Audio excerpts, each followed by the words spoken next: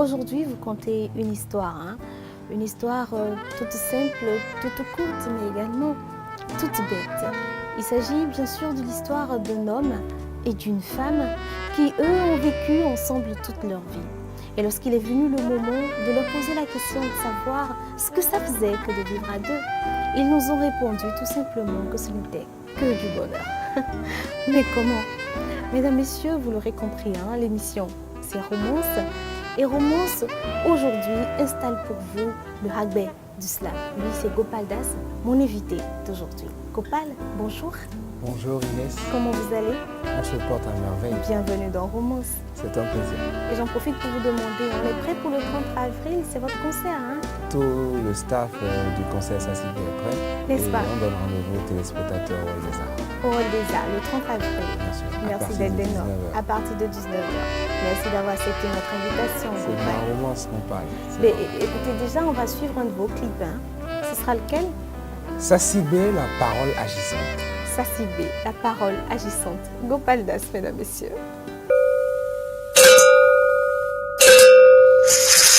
Ono susu ti to kondo menu mi to le be mo don da ehun mi le ko so de yo de vo ton na do gbenu nu le ti to me ho le de be no yo pe sisa no vie he go pa taka me don so yo Sassibe oya ndo ya de ma do wa du to nu me ma so kan gba kalaba afọpọnọ de pe mo do kulu kati wa pọnọ to du gweta o video me gan do anniversaire we ya na clock gan fata nto gan agara to mo do amanga e me mo ita imaga.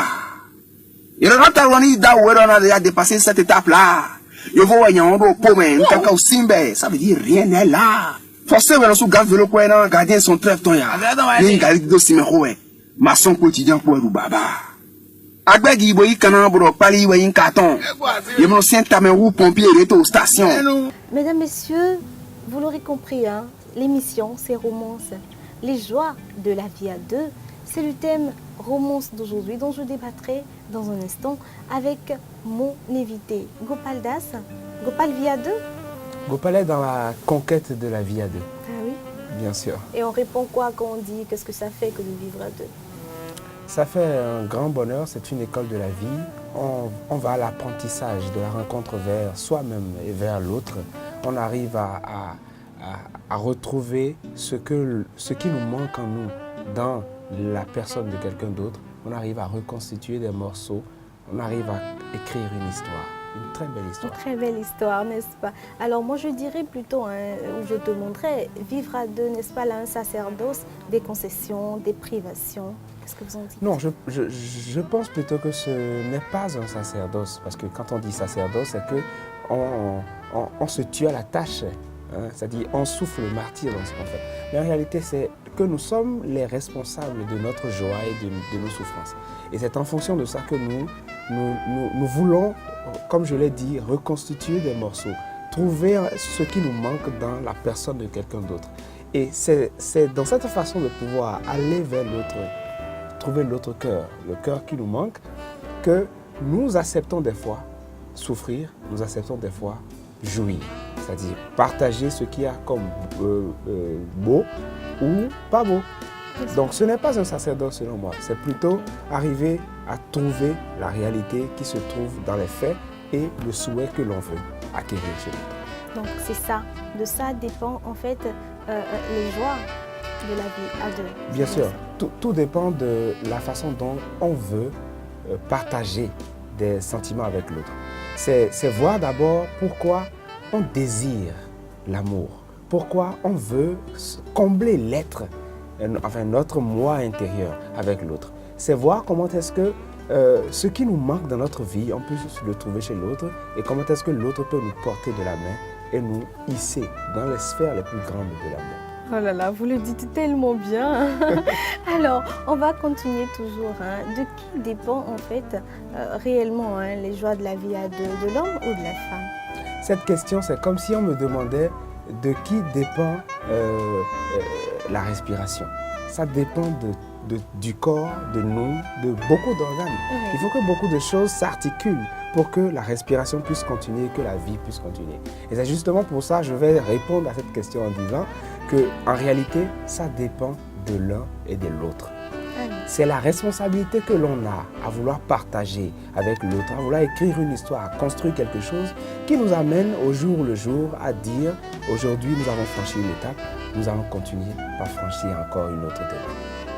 Carrément. Ah mais j'adore vous entendre, hein. Ce sont de belles théories que vous nous sortez là. Enfin, est-ce que c'est seulement de la théorie? Je dirais que par la pratique, on apprend que on ne décide pas seul ce qui va se passer. C'est l'autre qui apporte quelque chose, et puis nous aussi on apporte quelque chose. Vous savez, dans notre langue, on dit que c'est le concours d'une force et de l'autre qui permet à celui qui veut fabriquer de l'huile d'obtenir de l'huile. Vous voyez? Donc, plus on donne, plus l'autre donne, plus on construit. Mais la nature ayant tellement bien fait les choses, a donné le pouvoir à la femme de pouvoir porter l'homme. Et la femme ne peut pas se soustraire à ce pouvoir-là. Et je pense que même si les deux concourent, il faut que la femme ait en tête quelle est la puissance naturelle, la force que Dieu lui a donnée lui permet de porter un couple, de porter une vie à deux et de garder les choses dans la joie et dans le bonheur. Vous l'aurez compris, hein, mesdames. Alors, dites-moi, on va passer au conseil si on veut ou à des règles de base. Comment fait-on pour mieux vivre à deux? Je pense que je suis très jeune pour parler de ça parce que c'est tout un processus que l'on doit apprendre et tout. Mais ma petite idée me dit que pour réussir une vie à deux, il faut tout premièrement s'assurer que l'on s'aime. Il faut s'assurer que l'on s'aime et si l'on a porté le choix sur quelqu'un, et parce qu'on sait que cette personne est la personne juste, c'est-à-dire la personne qui partage les mêmes désirs sensuels et sensoriels que nous devons dire, puisque je l'ai choisi, je continue sur cette voie et je réussis ce que je veux faire avec cette personne. Et dès que la base solide de l'amour est établie, il faut ensuite apprendre à se connaître l'autre, savoir ce que l'autre désire, ce que l'autre ne désire pas. Et au-delà de ça, il faut savoir qu'ensemble, on veut établir un plan de réalisation de rêve. Et c'est ce rêve qui nous permet, malgré les problèmes qu'on a, malgré les joies qu'on aura connues, de ne jamais oublier qu'on s'est choisi l'un et l'autre. N'est-ce pas? Alors, on dit souvent pour la femme, ne rien voir, ne rien dire, ne rien entendre. Qu'en dites-vous? Je pense que ça s'applique aussi à l'homme, mais pourquoi plus à la femme? Parce que la femme est d'abord, comme je l'ai dit, elle a un pouvoir extraordinaire. Elle a un pouvoir multidimensionnel. Et ce pouvoir lui permet de pouvoir, de contrôler beaucoup d'émotions. Et parce que l'homme est là, l'homme lui tend la main forte pour lui dire, femme, je suis là et je t'accompagne dans ce que nous sommes en train de faire. Et quand on observe les choses de cette façon, on comprend pertinemment que la meilleure façon de pouvoir construire les choses ensemble, c'est de se donner la main et de se faire confiance.